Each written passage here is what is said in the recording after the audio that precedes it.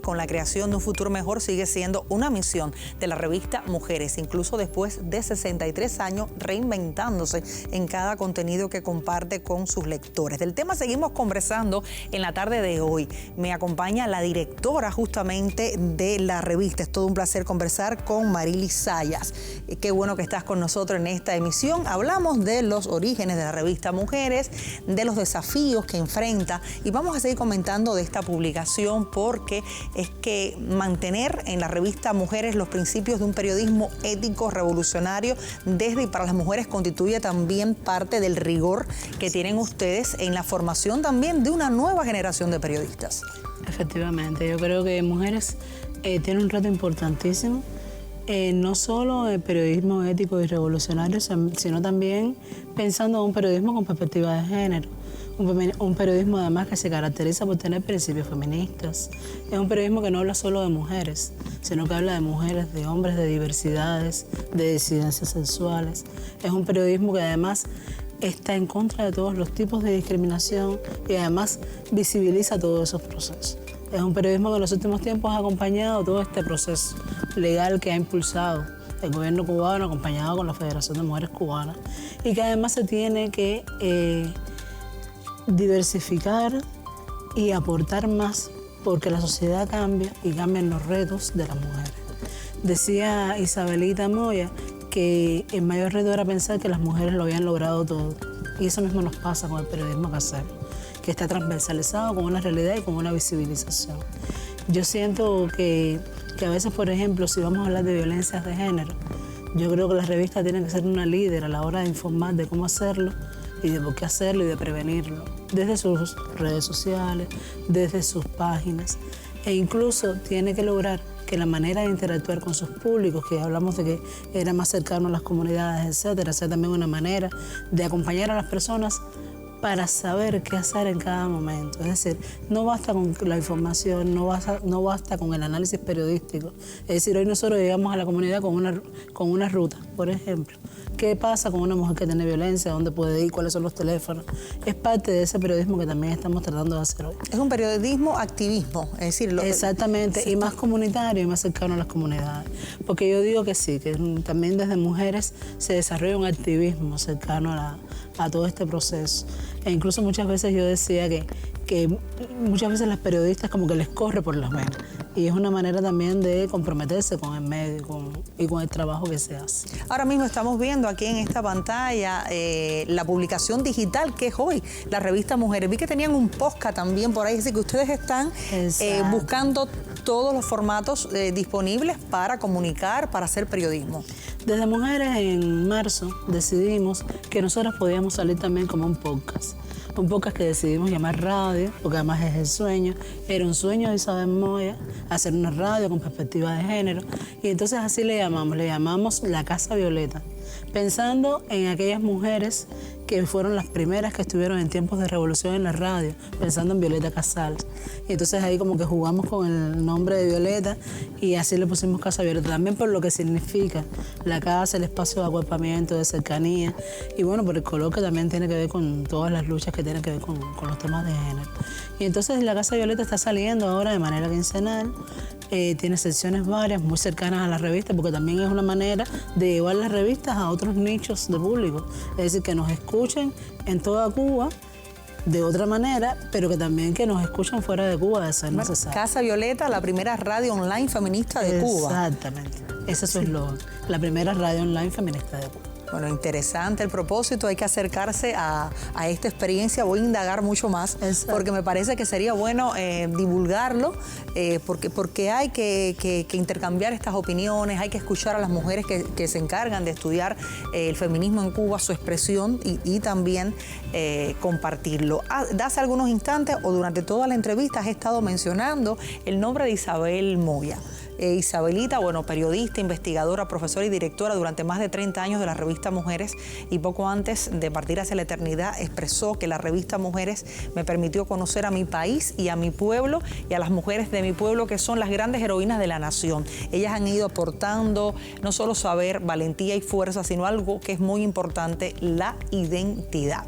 cuán importantes siguen siendo estos aportes que dejó Isabel Moya y que están hoy presentes en la publicación y otros tantos saberes que acompañan a las mujeres hoy periodistas en este país. Yo creo que primero, en principio, para ser justas, yo creo que sería bueno recordar a las directoras de la revista, y estoy pensando no solo en Isa, sino en Carolina Guillar, sino en Elsa, y sobre todo en Iraida Campos, que fue la directora que estuvo antes de mí, que fueron personas que han ido acompañando a la revista en este bregar.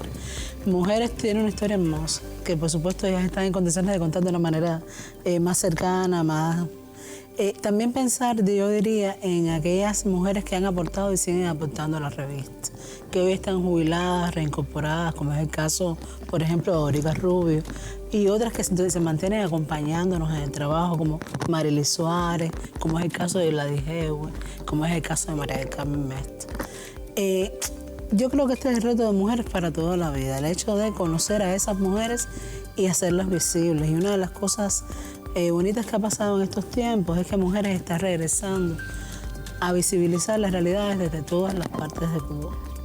Es decir, hoy la revista tiene un gran reto y es el cambio generacional, pero también tiene ese, ¿no?, que es regresar a que se visibilice desde sus páginas todas las provincias, todos los municipios, todos los espacios, para contar la vida real de estas mujeres, ¿no?, y dejar de capitalizar de alguna manera que ha sucedido no por mala voluntad de las personas, sino porque las realidades nos imponen que muchas veces tú no puedes viajar a Santiago, no puedes estar en Guantánamo, pero yo creo que hoy Mujeres va cambiando esa vida y yo creo que estas nuevas generaciones también van viviendo esa experiencia de eso. ¿Tienen colaboradores en otras provincias? Sí, cómo no. Hoy Mujeres tiene colaboradores en Santiago de Cuba, en Camagüey, en Villa Clara, en Matanzas, y hemos tratado de llegar a otros lugares. Por ejemplo, tuvimos la experiencia de estar en Santo Espíritu, cuando el 26 de julio, para ver cuánto habían aportado las mujeres al 26 de julio en Santo Espíritu. Hemos tenido la oportunidad de estar ahora en este tiempo, en estos tiempos tan difíciles que están pasando las mujeres cubanas, en Artemisa y en Mayabeque, para contar esa realidad. Es decir, y es muy lindo, es decir, es muy lindo que una joven periodista llegue a Mayabeque a entrevistar a una de las 3 linieras que existen en Cuba, que está ahí, que es de Villa Clara, que fue en la brigada, también apoyar a otra provincia. Y es lo que estamos tratando de hacer, que se conozcan a las cubanas, que podamos contar la historia desde los territorios y que también las personas que trabajan desde Mujeres también conozcan a Cuba como tuvo la oportunidad de hacerlo eso. Desde la Fundación de Mujeres se ha trazado el propósito de abordar a la mujer cubana y contribuir a la formación también de la mujer y el hombre nuevo que se aspira en nuestro país, en medio de, como decías, actuales circunstancias, bloqueo, carencias materiales. ¿Cómo se reinventan para seguir llegando al público que las espera? Yo creo que lo primero es no perder la esperanza y soñar una revista Mujeres que puede seguir adelante a pesar de todo. Hay una nueva ley de comunicación que da muchas expectativas y posibilidades a los medios de prensa. Y yo creo que Mujeres se inserta y ha logrado insertarse ahí de una manera casi natural, por todo el trabajo que ha venido haciendo desde antes. Y además de eso, es una revista, ya no solo Mujeres, sino la editorial de la mujer. Es un medio que se ha preparado para entrar en las nuevas formas de gestión de la prensa, que es además lo que nos toca hacer. Es decir, y eso va a pasar sin, por supuesto, violar aquellos principios fundacionales del medio, de que nosotros podamos también tener nuestras propias ofertas, ya sea para dar servicios sobre temas de género, para dar talleres, porque además tenemos personal preparado, especializado para ello, e incluso para dar cobertura con perspectiva de género para entidades, instituciones, empresarias, para visibilizar incluso a nuestras emprendedoras, que de alguna manera esos son nuestros nichos tal vez para que esas revistas ganen sostenibilidad económica y también acompañe procesos de las mujeres, es decir, no pierda la esencia de su función. Pienso que una de las características y también una de las fortalezas más importantes y es que hace notar en el colectivo ese sentido de pertenencia y que tienen la cooperación hacia todos los quehaceres que en él se generan. Ustedes tienen vínculos importantes, me hablabas con la comunidad, esa cercanía, pero también tienen vínculos interesantes con el Instituto de Periodismo. Exacto. Los talleres de géneros que allí se realizan son las periodistas de Mujeres, una de las que llevan el entusiasmo, la vanguardia.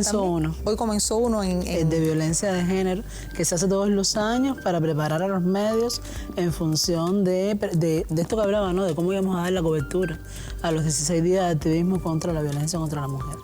Y sí, desde la Cátedra Mirta Aguirre, que lideró durante muchos años Isabelita, se coordinan estos talleres desde el instituto y siempre aportamos desde la revista el acompañamiento, incluso las maneras de hacer, las buenas prácticas, y creo que es algo que no debemos perder. Yo recuerdo que hace 5 años que se hizo el último evento iberoamericano de género y comunicación, y no lo digo con orgullo, es decir, debimos hacerlo antes, pero entre la COVID y el tema económico ha ido como que extendiéndose en el tiempo, ¿no? Y recuerdo que en aquel año decidimos que ese evento a partir de ahora se llamaría Isabel Moya en Memoria. Y en aquel momento el presidente de la UP nos puso un reto, ¿no? ¿Cuál es el reto de la revista y de la editorial? Presentar una carta de estilo, una manera de hacer periodismo que se pueda generalizar en el resto de los medios de prensa. Y también en eso estamos trabajando. Es decir, no solo en los talleres como en el instituto, sino en retomar ese evento, que tiene todo un proceso por todas las provincias del país, que termina siendo un evento internacional, que por supuesto lo liderea la UP, pero que siempre la editorial lo ha acompañado desde su revista Mujer. Bueno, tienen entonces otro desafío más para celebrar el aniversario. Muchas gracias por estar con nosotros en la revista En Tiempo Real. Saludos a ti y a todo el colectivo de la revista Mujeres, y sabe que cuentan con nosotros para divulgar el quehacer, y vamos a regresar para hablar del podcast. Vamos a estar aquí, me parece muy interesante que estemos dialogando y también dándole divulgación. Gracias y felicidades. Muchas gracias por la invitación. Somos En Tiempo Real, revista vespertina del Canal Cubano de Noticias. Acompáñenos durante los próximos minutos.